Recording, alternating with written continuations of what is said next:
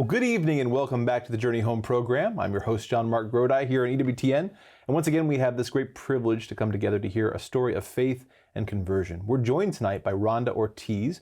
She's a former Church of God. She came to the church in 2024, and we're honored to have her here. She's a novelist and an editor of some really neat projects that we'll talk about a little later on in the program. But Rhonda, it's so great to have you here. It's great to have you. Thank you for having me. Excuse me. Absolutely. You're here to tell your story and probably talk a little bit about story itself later on. I know you're involved in some great literary projects as well as some writing projects of your own. And so, the concept of story, and sharing your own story and the arc of that, as we were chatting about it before the show. It's a great thing. So thanks for being here to share your story with us. Thank you for having me. Yeah. Well, let me step out of the way, go way back to the beginning. How does your story begin? Well, thank you. So I am a native Oregonian, and mom, dad, 3 kids, one of 3, I'm the oldest. And I was raised Church of God, as you mentioned. So this is the Anderson, Indiana, more Wesleyan tradition. It came out of the holiness movement in the 1800s. It's a Protestant ecumenical movement, and has continued, the association has continued since then. My dad was Church of Christ. My mom was raised very nominally Presbyterian, and neither one of them were practicing any going to church when I was very small. And when I was 7, I was on a soccer team with the pastor's son from the church we ended up growing up in. So, and that's how we ended up in church. And it was a really wonderful community of faith. They taught me about Jesus. They baptized me. I had a very profound experience in my baptism. I do remember that very, very clearly, and had a very, as I look back on it, I think very clear understanding of the sacrament and the power of the sacrament, and how that was working in my life. Right. So I was very involved growing up. Youth group, everything that you would think, a good Christian girl would be involved in. What does worship look like for the Church of God? I think, a general, I think what people think of evangelical worship. Scripture teaching, hymns, okay. Praise music, that sort of thing. Okay. Yeah. And it was very interesting. Again, I was a very, as I was thinking back, what in the journey, how did this lead to the church? I would say that I had a prodigal daughter story. And I started out as a good kid, right? And I'm a very conscientious person, I'm the oldest, I'm a rule follower, I'm good at bossing people around, pretty much a perfectionist and, straight A student and all of, involved in things and that sort of thing. What's interesting to me, and I think escaped everybody's notice, and including my parents, and my own, is that how much of my being a good kid was rooted in a desire for acceptance and in a desire for affirmation. And what's interesting about that then is that as I got older and I went through my teen years, the surprise of this was how much of that was rooted in attention from boys. And even though I was very good at, being the oldest and bossing people around, I also don't have a very good no internally. So we went through a whole period of, my high school years where, went on dates with boys and just having, boundaries pushed, again and again and again. And it's kind of, very interesting set of circumstances where there's these little habits that just kind of built up. And unfortunately, and I don't blame my parents, in any way, shape or form. My parents were married very young, so meeting somebody in high school was just part and parcel of, high school. So, but, I think in some sense, I was part of I think it was part of an era which just didn't take marriage. I think my parents' era, they took marriage seriously. Right. Coming into high school, that was something I think people were thinking about, and not the case in my era. So So anyway, so we, so these were these kind of little, these build up. I went to school in Annapolis. So I went to college, graduated again, class valedictorian, and, again, all the accolades that, one would think for a good kid. And I went to school in Annapolis, Maryland, at a small school called St. John's College. It's not Catholic and it's not religious, despite the name. But I went there because they have a really interesting Great Books program. They were a kind of forerunner in that.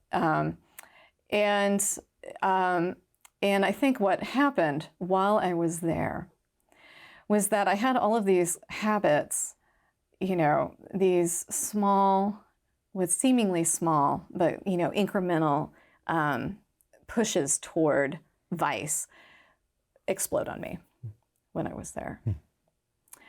So, as a freshman, you're away from home for the first time. I wasn't really going to church. Again, it's a small school. It's not religious in any way, shape, or form. There was a Christian fellowship on campus, but I think somebody right off the bat told me, oh, you don't want to hang out with them, and being somebody looking for affirmation all the time, like, oh yes, I'm too cool for that. And, in downtown Annapolis, within walking distance, there's a Presbyterian church, which I wasn't interested in. There was the Episcopal church, which I wasn't interested in, and a Catholic church, which I wasn't interested in. So I just stopped going to church. Yeah. And that, and then also consequently, very interesting set of circumstances there is that the school's curriculum is so unique. It's not like normal school. Mm-hmm. And I had, unknown to me, I had two things going on. I had undiagnosed ADHD, and I had undiagnosed bipolar disorder.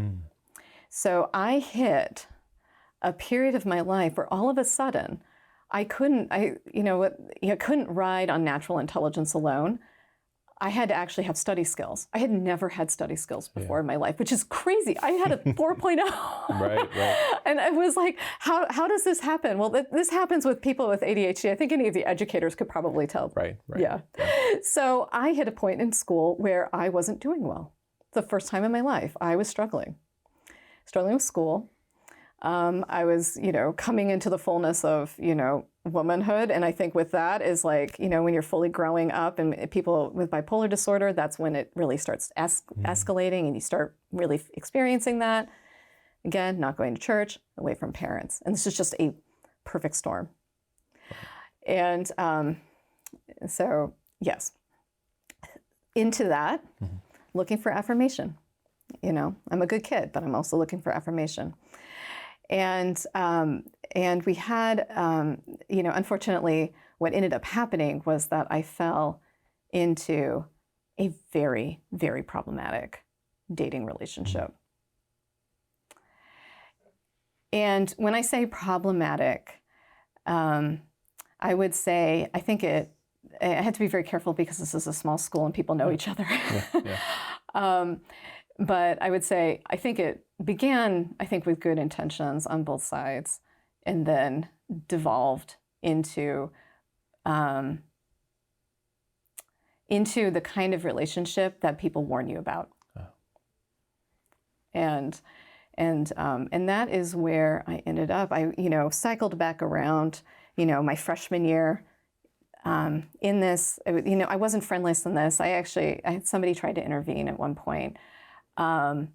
Ended up, he actually was related to me. We did not know that until we got to college. And I was like, oh, you're a Spradley from Texas. My grandmother was a Spradley from Texas. They're all related to each other. And it turned out we were. He tried to intervene. But I went home that summer, totally in the grips of this. I went to church with my folks. And I remember standing in the narthex, the center doors were open to the sanctuary. And, here I am in my home church. This has always been a very safe and loving environment for me. I always felt God's love there. And I remember standing at those open doors and thinking, I am so unhappy. I'm so unhappy. which is, I think, probably, where we, where that realization and that being able to articulate that as a 19-year-old girl who had just had this, I think college really is a major upheaval for most people. Yeah, yeah. So. And to be able to, the grace of someone being able to come to that realization. There's a certain fear of even admitting that to yourself at a low point in your life, right? And so the grace of that, And the grace of it, again, among, my church family. Yeah. It was, there was so much shame, and I did so many things that were very shameful.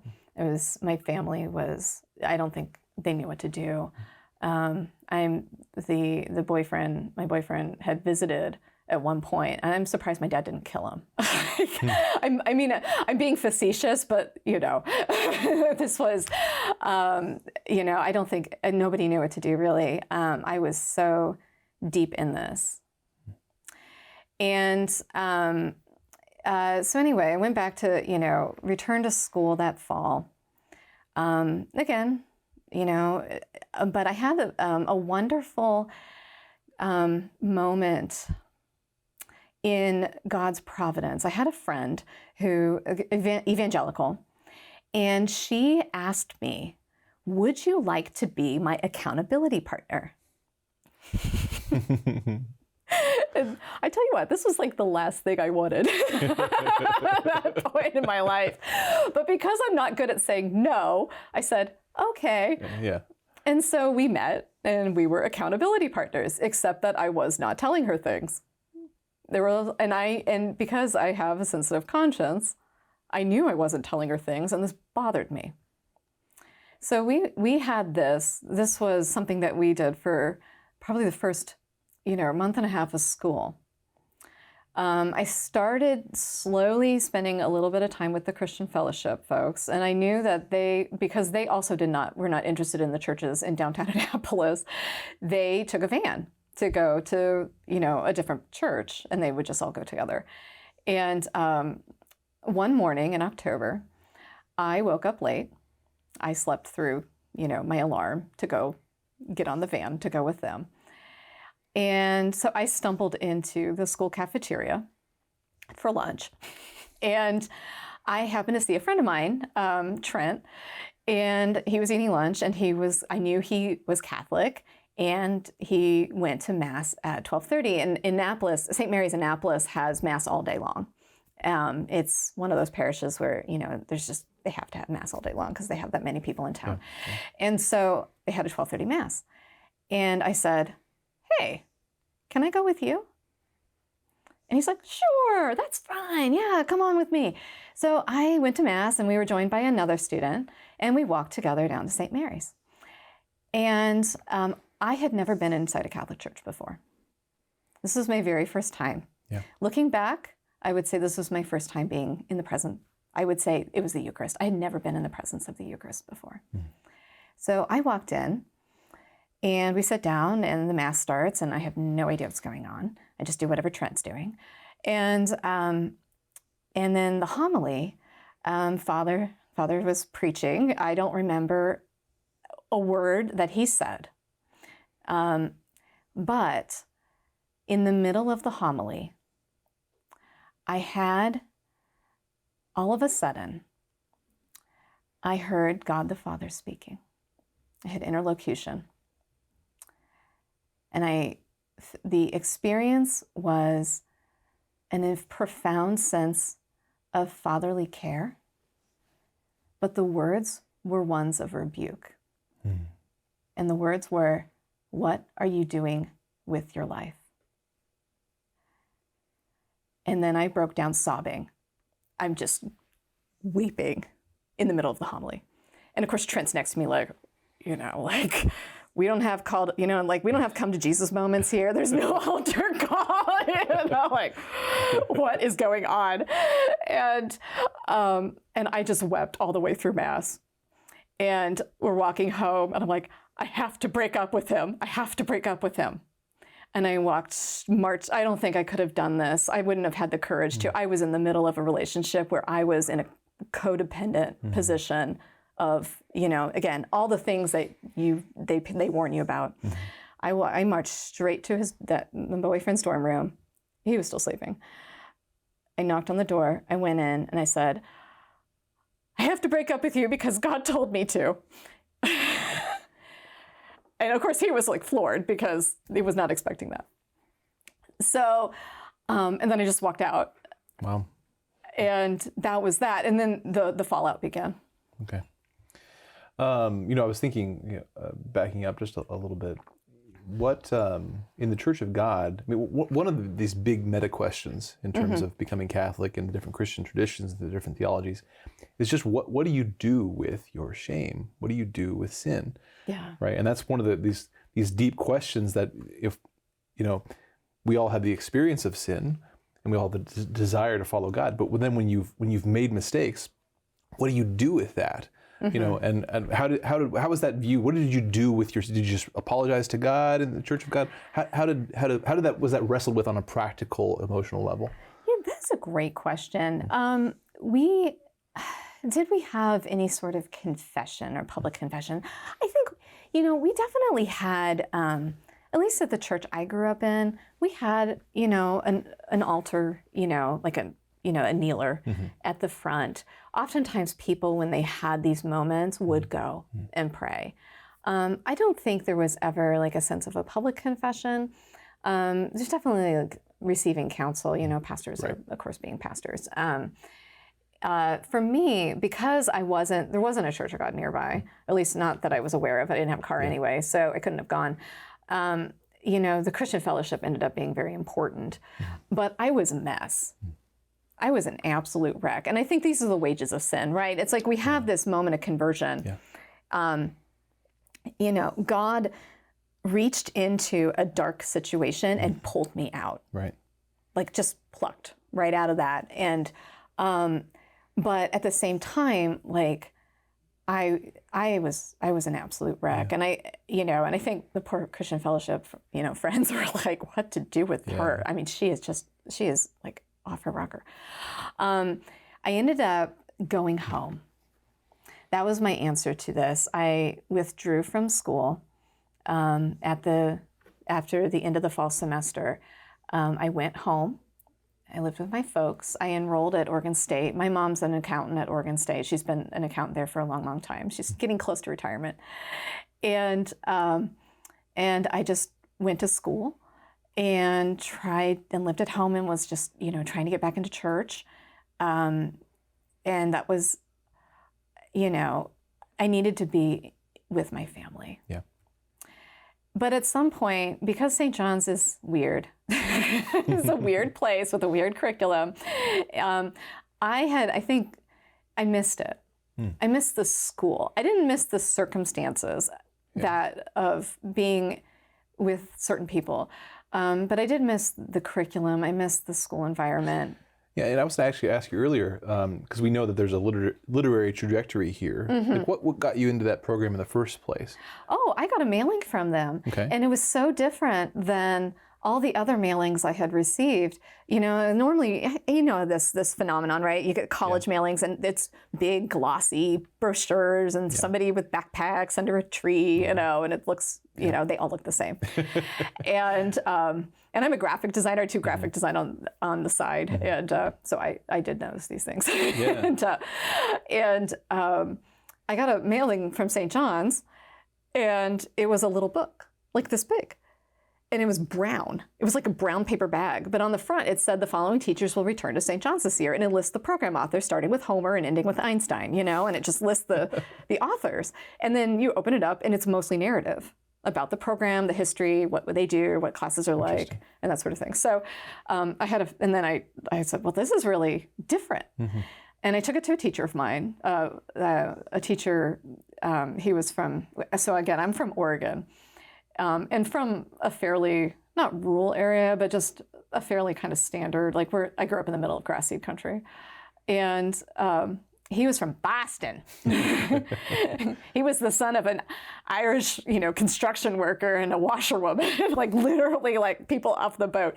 And he's like, and he went to Harvard and his brother went to MIT, I mean, oh my gosh, like I can't do a Southie accent, but that was it. Yeah. And we just worshiped the ground he walked on, and because he was so different. But he said, I've heard of this school. You should think about that.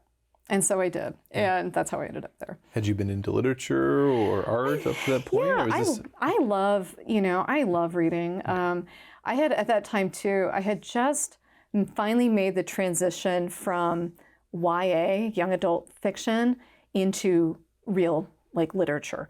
And so that definitely was the gateway drug, if you will, was Jane Austen.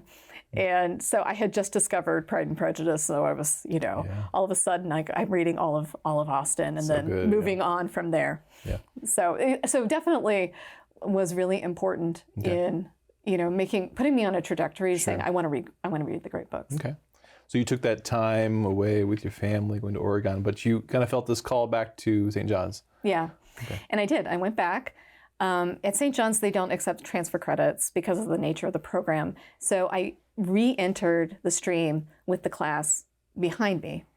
And that class had a much different dynamic. And so, I mean, it's about 120 students per year.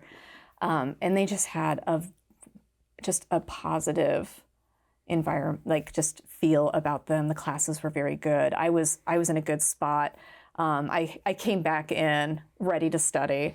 I think it had taken me those first year and a half. I told you I was struggling in school. Right. It took a long time to learn to read again, how to read closely. I'd never done that. I was really literally I remember when I first read a sentence, we were reading Thomas Aquinas at that point, St. Thomas Aquinas. I remember reading a sentence and thinking, I just decoded every single word in that sentence as I read it. I didn't have to circle back. I'm again, straight A student in high school. I don't know how this happened, but it did.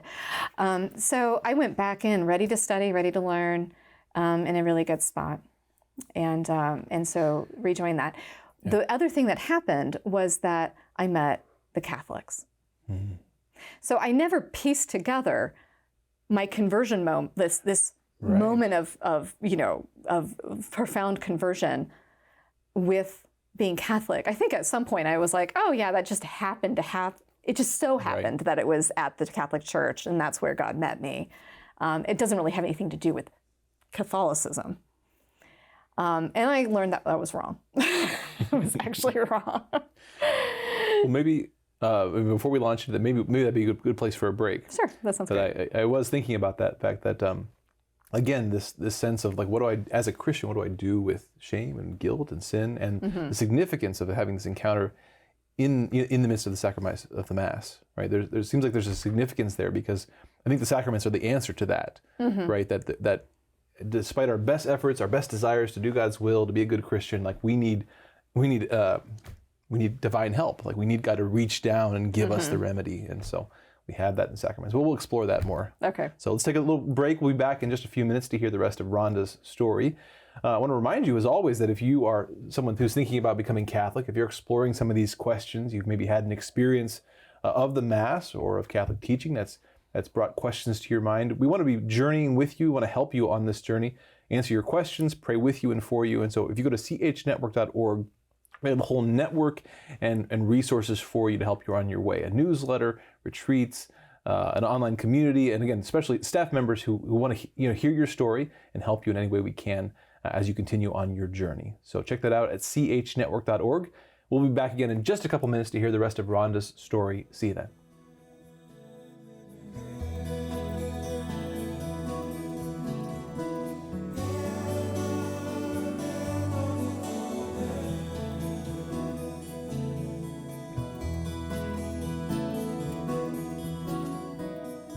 Well, welcome back to the Journey Home program. We're entering the second half of our hour tonight, speaking with Rhonda Ortiz. She's a former Church of God of the Anderson, Indiana strain of the Church of God.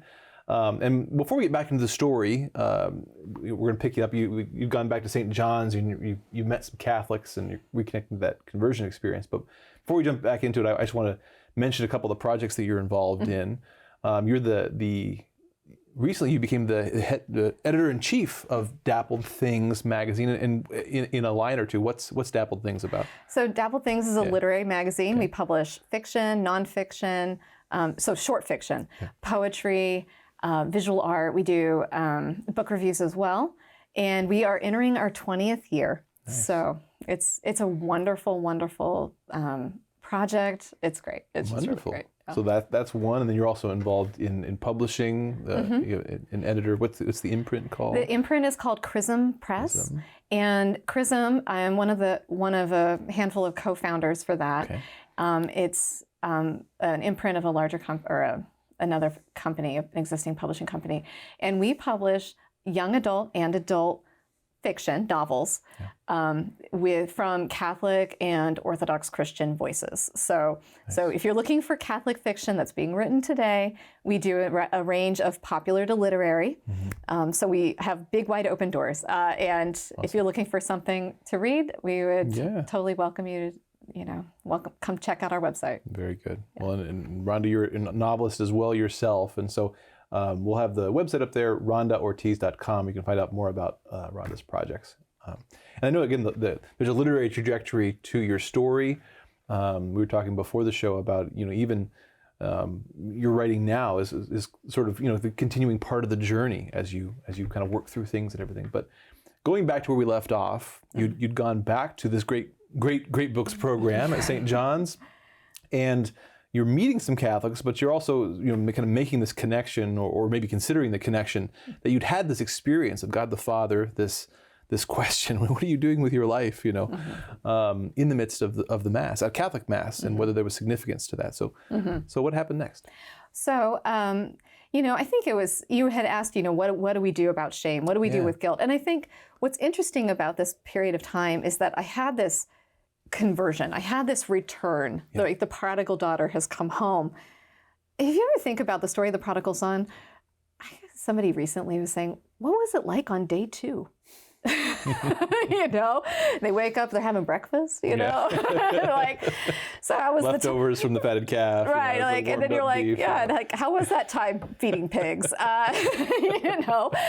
But there's this whole period of time where I was still learning good habits. I still had vices. I still slipped, I still had these kind of regressions.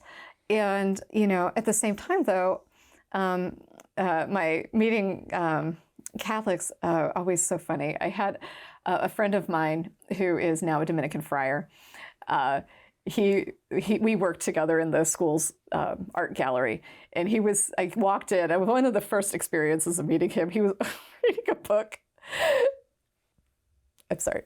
It was Martin Luther, Hitler's spiritual ancestor. And I looked at that book and I said, you can't read that. And he was like, what? Somebody gave it to me. I was kind of curious. And I was like, what? Fortunately, he turns out to be a good guy. So, it wasn't, he was just reading a book that somebody had given to him. So, that went from there. So I started meeting Catholics, and slowly starting to learn what this meant. And I think they heard my story. My guess is they heard my story and were like, her. She had an experience. Yeah. She had an experience of the Eucharist. It took me a while to get there. I had a good girlfriend who was a faithful Catholic. And, I started asking her questions.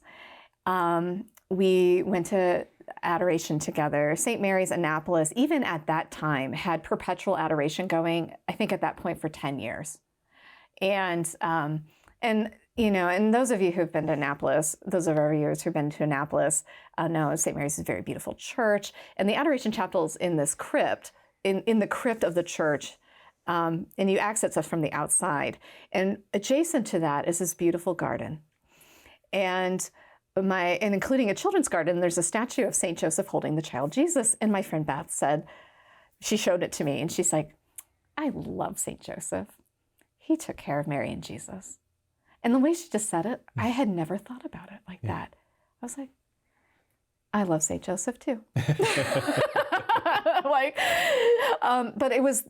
for me, that was a moment it wasn't an argument. Right. It was a piece of imagination that she was able to picture St. Joseph in a way that I had never pictured him. It was like a real human being. This was a real person. It wasn't just a story from the Bible. He was real, and he took care of Christ and his mother. Right. So, and then we went there into the Adoration Chapel, and I walked into what I would argue to say was the strongest spiritual presence I had ever walked into. I had never, I was like, oh, there is something here. And I feel the weight. It was like the weight of glory and the weight of my own sin, all in one. And I sat down, I was like, I am going to test the spirits. That's what the scripture says, test these spirits. And so, and I started going to adoration. I also, the same friend, and we were talking about the imagination, and I told you this story beforehand, but we had, not an argument or a logical argument for why Catholicism is true, but a piece of imagination that allowed me to accept the moral teaching of the church. It was February of my junior year. We were reading Kant's Critique of Pure Reason. So German Enlightenment philosophy in the middle of the dreariest month. Delightful. It was great. And every Johnny, I think, in this, whoever watches this, is going to know exactly what I'm talking about. And I was spiraling. And like I mentioned, I had bipolar disorder. I was having a little bit of a rough year my junior year. I just didn't know. I had no way of managing it because I didn't know. And I was spiraling. You can't read Kant anyway without feeling a little bit down in the dumps. And then, you put something like that on top of it. It just was not good. And the same friend, Beth, recognized the symptoms. She comes in to my dorm room and she hands me a battered paperback and says, here, read this. And I looked at it, and I was a literature snob at this point. So I'm like, what are you giving me? Like, what is that? And she gave it to me. It was the original version of Cheaper by the Dozen. Wow. And I was like, okay, I'll put Kant aside. Why not? Happily. And I read Cheaper by the Dozen. And I hadn't laughed so hard in so long. Which is a book about a huge family, tons of kids, this kind of their antics, eccentric family. Yeah, it's a delightful little book. It's a delightful book. It's not a piece of great literature. Right. It's just fun. Yeah. And so I read this, and so not only did it save me from death by Kant, but it actually opened up a place in my imagination for large family life. Now, the Gilbreths who are featured in the book were not Catholic. Right. But when you have a family of 12 kids, and you talk about Catholicism, and you say, you're a woman, I'm a woman, right? And like you say, being open to life, like that makes demands. That's going to set a trajectory, if I were to get married. And, and it did. And that was a different trajectory than what you'd kind of grown up with? Right. I grew up, I can't think of very many families that I knew that were large. I had no imagination for it. And so this actually opened up the imagination for me. It was fiction. It was popular fiction. It was humor that opened up a space to say, hey, this might not be so bad. So I did that. And then at the end of that year, a friend of mine came into the church. I went to the vigil service. And of course, 9 readings at the vigil service. And I thought, I am hearing more scripture proclaimed here than I have ever heard in church. Interesting. And this was also preceded by a sort of frustration with the non-denom church I was going to with some friends. I felt like I was being manipulated by the music. And so I had that frustration piece. And then I go to this Vigil Mass, and of course it's glorious. The Vigil Mass is glorious, and Manipulated, like emotionally manipulated. Yeah, I just didn't feel like it was authentic, you know. And I think there was a piece of me that was like, I need something more. Sure. So, you know, I'm going to adoration. I'm feeling frustrated with, you know, the evangelical worship. You know, I'm feeling like there's got to be something more here. I'm missing something, and then I go to the vigil. And I'm like, whoa, this is amazing. And so I'm like, I need to discern this. So it was never like an outright rejection of my past. And fortunately, I went through RCIA, or OCIA as it's called now. Fortunately, the deacon who was leading it, he told us, he said, bring the best of what you had with you. Yeah, right. And that was a real saving grace, because I never felt animosity toward the people who taught me about Christ in the first place. Well, and how you described, you know, with these some of these different topics, you know, the imaginative route through some of these topics. I mean, sometimes the barriers between Protestants and Catholics are much bigger due to kind of getting caught up in the words, right? You know, like, I mean, you gave the example of Saint Joseph earlier, right? A lot has been made of the saints and what they are, what they're not in apologetic discourse for the past 500 years. But if you just step back and set those aside for a moment and just ask the question, you know, who was Saint Joseph? What did he do? Is he alive? You know, is he a saint? What does that mean? Well, then of course you'd have an admiration for him. You'd have a certain, you would revere him. You'd have a reverence for this holy man and what he did, not because he on his own is something great, but because in Christ, in God, it's a beautiful thing. Like, why wouldn't I revere the saints? Why wouldn't I love the saints? Right. And so it's like the route of the imagination sort of bypasses a lot of the battles over words, as St. James warns us against, and gets to the heart of the issue, which is, no, this is actually a very intuitive, human doctrine, this reverence for the saints. Yeah. Right. And like the imagination of the closeness of heaven. Yeah. Right. I mean, this was, you know, that heaven is far more than what we, you know, what we initially, we can't imagine what it is. But that the idea that heaven is present to us is, again, I think for me, is a piece of imagination. It's not an argument. Right. And I love arguments. I'm a lay Dominican.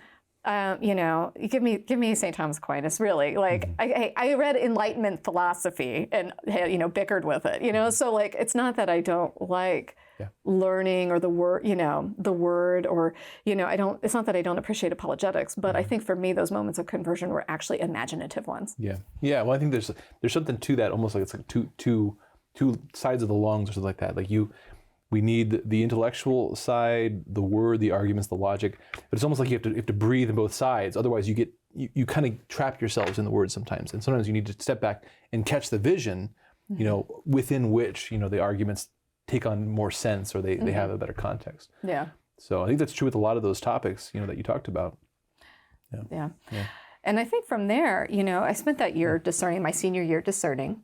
I went to RCIA, and then something really wonderful happened, was I met my husband.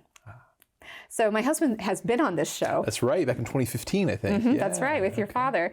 And he's a revert, and you know, cradle Catholic, and so he was a first-year master's student when I was a senior. So St. John's has a very small master's program, and so Jared, my husband, had come to do that.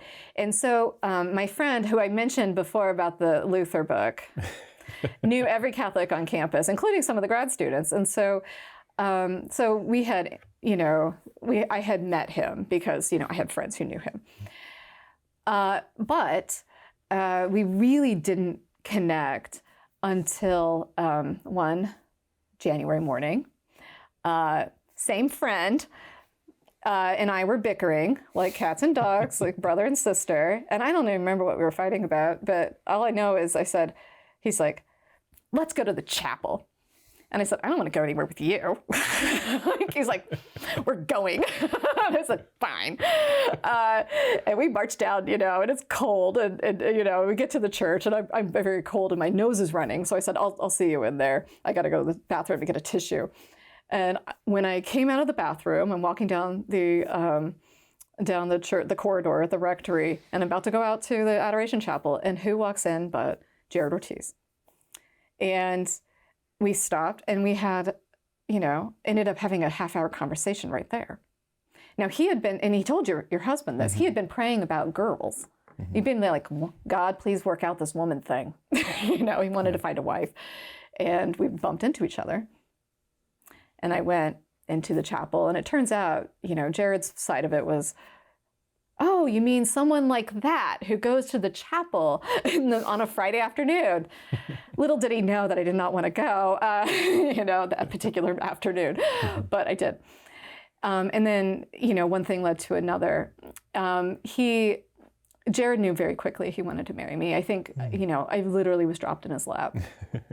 And at that point, I was starting to receive, I'm receiving confession, I'm discerning. My husband is the first man that I could ever imagine myself having children with. That was the distinct turn for me, was like family life. I could see myself having a family with him. And that was a really important moment. And again, that's a point of the imagination. Yeah. I can imagine myself having a family with him.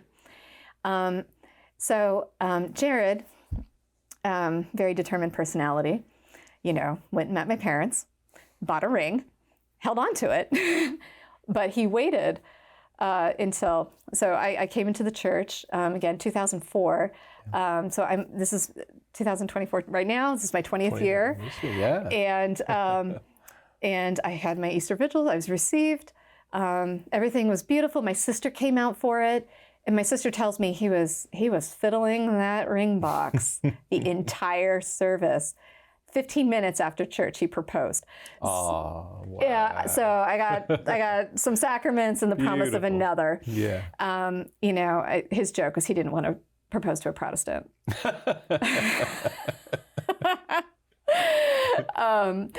But in honesty, he was just waiting for me to finish my process and then before embarking on the next one. Beautiful, beautiful. Yeah. All right. So, when did you get married? December 2004. Okay. And we went to Rome Okay. for our honeymoon. Thank you to my father-in-law who gave us that gift. We actually had a papal audience with John Paul II. Wow. We did have a blessing. That was 4 months before he passed away. And I tell you, he was late for the service and he was very tired. You could tell he was very tired.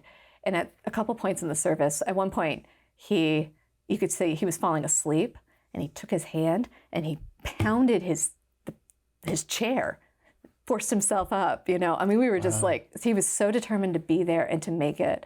And of course he had Parkinson's, it was really bad at that point. I think he was speaking, he was reading something and then he was drooling and he just, at the end of it, he took his handkerchief and he wiped his mouth and just folded it and just folded his hands like this. Like, I am just full of dignity right now. Like, it didn't matter. Like, my body is falling apart, but I have dignity. And we were just so impressed with that. Wow. So yeah, we did receive a papal blessing right before he passed away. Wonderful. So you began your Catholic life together. And I know we have a lot to talk about in terms of what's happened since then, in terms of your literary work, the projects, but talk about your life as a Catholic with your husband and what you guys have what's happened since there, and then let's talk about your work. Yeah. So I think what's really important to realize is that in coming from a relationship, coming out of into my young woman year, as a young woman, coming out of a really horrible relationship. And then working through that and then going into marriage, of course, is that this does not go away. And again, these are the wages of sin, So like experiencing God's love and forgiveness, experiencing his mercy, but there's still a lot of work to do. Right. And so my husband and I have put in many, many years of both, his own background, and again, you can talk about, go watch his episode, go look it up, and my background. And, and I think this is the really beautiful thing about marriage. It's not that you have to be perfect going in or that you have to find the perfect spouse, but you have to be willing to work on your own stuff, and if you can do that together, that is what makes us holy. It's not being a saint at the get-go. It's not doing the right things. I had to learn that one. I was like, I'm going to be a good, perfect Catholic, whatever that meant in my imagination. And had to learn, like, slowly those things were broken apart. We had 5 years of infertility. We thought we were going to have a big family. Had 5 years of infertility before we found out we were expecting our first. So things like that, had really shaped us in humility and being open to things. For circumstances in my own family led to me getting a bipolar diagnosis. So I got to, starting to like understand myself. Like, why do I struggle with these certain things? Oh, I have a documental, like I have an illness. My body is not working. Okay, let's get that let's get that treated so that I can grow in virtue without fighting myself. Right. So there were things like that along the way that came out of, they were the fruit of much prayer, much talk, much, providential circumstances in my life. Probably one of the biggest jumps after getting a diagnosis, one of the biggest jumps was when I discovered writing fiction. I was always a writer, right, but I was never a fiction writer. And when my oldest was little, we were living with my folks at the time because Jared was writing his dissertation. And Dad's like, just get it done, come live at home and don't work. And so I was dozing off because I had a newborn. This was morning prayer, but I wasn't really praying. I was dozing. And all of a sudden I had this kind of memory of something that had happened, in a visit to Chicago way back when. And all of a sudden I had characters and a setting and people talking in my head. And now normally this is grounds for going to the hospital, but in this case, this was fiction. These were characters. And I ended up talking to my husband about it. I'm like, this is happening. I don't know. And he was like, Rhonda, this sounds right. You should do this. You should pursue this. So we spent a couple years writing together. And then I spent the next 7 years writing manuscripts, putting them in the desk drawer, writing manuscript, put it in the desk drawer until, I finally had a story that I was like, I think this is going somewhere. The process of writing that story, so this story, it's a historical, it is a love story, first and foremost. There's also politics and spies and, George Washington and company makes an appearance because it's set in 1793. It's a lot of fun. And but it's a love story first and foremost. And it forced me to think through things because I had both the female and male perspective. It forced me to think through things from a male perspective. This was immensely healing for my marriage. I was thinking about theology of the body. I was trying to imagine everything from a man's perspective and trying to be like, what is this? What is motivating this? I'm trying to understand it and respect it. And then I would write these scenes where I would be struggling, with writing from my character's perspective. And I would talk to my husband about it. And he would listen to me go on for half an hour. And then finally I would pause to let him talk. And he would say, yeah, that doesn't sound like something a dude would do. And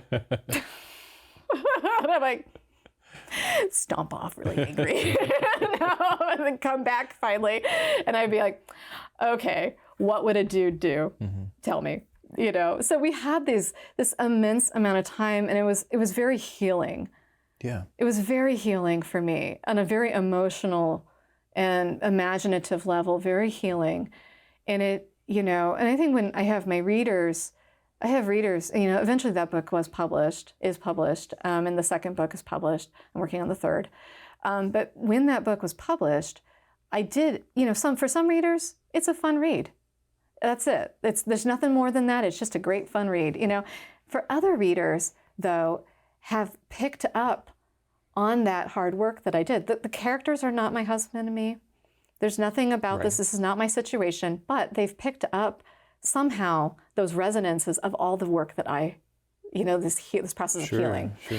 And I've had readers email me say, oh, that one sentence from Mrs. Robb, that really just switched something in my marriage. Like it just brought something into perspective. And I'm like, God be praised. Yeah. Like really, I didn't know that about your situation when I wrote it, And my kids often ask me, is this story true? I have very avid readers in my family, and trying to explain to them the difference between, depends on what you mean here, right? There's historical truth, like did this actually happen in our world, But then there's there's other other senses of the word true. And all good stories have a deeper sort of truth in that they resonate with the kind of world we live in, the kind of beings that we are, right? I mean, if you come at life thinking, nihilistically that there's no meaning, no purpose, no creator, it's just a stream of events that just happen with no rhyme or reason. That's a particular way of looking at life and experiences. But story always implies a storyteller. It always implies an arc. It always implies this is going someplace, right? And so there's something to that. I think that's one of the reasons that we resonate with stories, is we kind of recognize that that's the way the world is. The world, it has this story characteristic to it. You know? And I think like the better formed we are as Catholics, the truer the story, which is so funny, right? This is a fictional story, but there's more truth imbued in it because of the worldview. And it's not necessarily that I'm writing, I necessarily want to write something didactic. Right. Although my characters are on a journey, but they start out as Protestants. And so then I have to write Protestants, and Protestants are didactic sometimes, so like they themselves are having, especially in Boston at the time, was a very interesting time religiously in the late 1700s and early 1800s. So they're going through their own religious revolution, and I have to deal with that as a setting. Yeah. But that as Catholics, that when we bring ourselves to the writing, and when we bring ourselves as readers to the book, we see things in it. Yeah. That it's that the story speaks truths and is a playground or sandbox maybe for the formation of both our viewpoint. It opens up, like I said, with Cheaper by the Dozen, opened up a scope. It opened up an area of life that I had never been able to see. Yeah. Since most stories are dealing with character arcs, you're always dealing with the moral imagination. Right. Right. That a character is placed in circumstances that are going to demand something of him. And so either he's going to rise to the occasion and grow through this in order to, deserve the girl or whatever, or decline. Yeah. Yeah, it rings with truth because we recognize, that's the names might be different, the places might be, but that's the kind of world that I do live in, right? And that's part of the journey is grappling with that. We only have a couple minutes left, and so I want to make sure that we bring us up to speed. The projects that you're working on now, Dappled Things. Tell us about your work. Yeah. Okay. So again, I wear a number of hats. Yes. Yeah. So there's my writing work, which is one hat. The Dappled Things, I have been involved with them for about a decade. I was always on the production end, and then recently, our longtime editor-in-chief stepped down, and she took a position actually with Word on Fire, which is wonderful. Yeah. I'm really happy for her. Yeah. And so I was asked to take her place. Now, my predecessor, Katie Carl, is just so wonderful, so kind, and she's also incredibly smart. And so, of course, I was like, okay, I will, but this is good. This has been a very good thing for me. I do have editorial experience, what I'll talk about in just a second, and has been just an opportunity for me to meet new people, to work in different genres, to work with poetry, to work with nonfiction, things that I really like, but I haven't had a chance to work with as an editor. I also am a founding editor of Chrism Press. That is an initiative that came out of in part, my own story plays a role in that, because I was shopping my manuscript around, and friends of mine own a publishing company.